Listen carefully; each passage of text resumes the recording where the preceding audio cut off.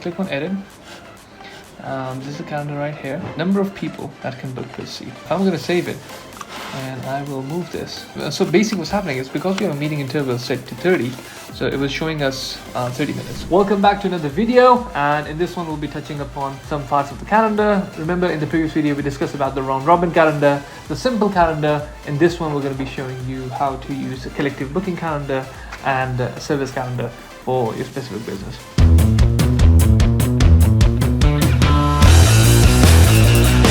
So in order to do that, first of all, log into your CRM. Okay, go to settings. Okay, and you'll see an option of calendars right below business services. Okay, click on calendars. Now in these you have an option to create calendar, and now we'll select the class booking one. Remember we touched on the simple calendar and the round robin calendar before, so now I'm going to be clicking on class booking calendar to see.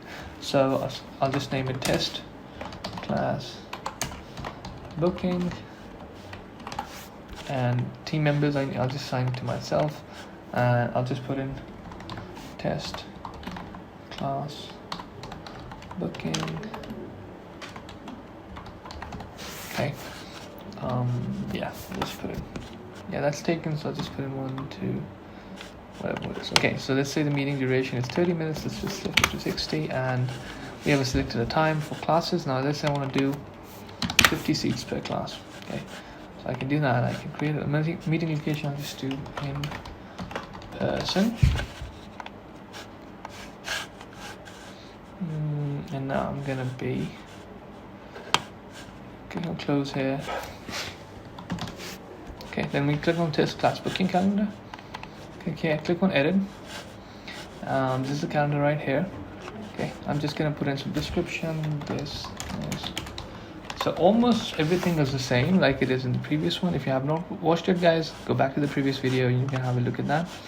The only thing that is different is number one, number of people that can book per seat, and which is here. That is the only additional feature. So for example, if you have classes every single week, now let's say you start one hour class on Monday, Tuesday you don't have any classes, Wednesday you don't have any classes, Thursday you have a class from 10 till maybe 2.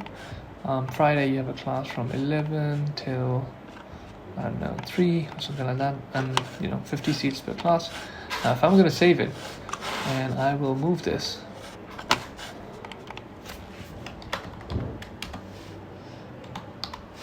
okay, see the 3 dots. Now I'm going to see what it looks like right now. I'm going to just have a look quickly at how it looks. So you see this only 29-30 seats here. So this is it's taking.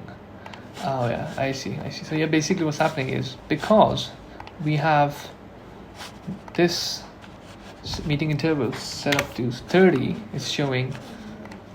So basically what's happening is because we have a meeting interval set to 30, so it was showing us 30 minutes. Okay, now we've moved it to 60, so it should be showing us 60 now.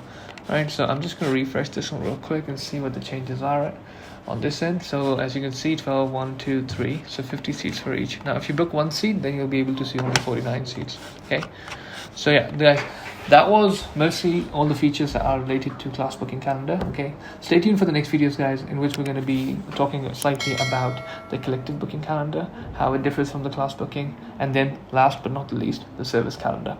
All right, guys, so stay tuned and I'll see you in the next video. Bye.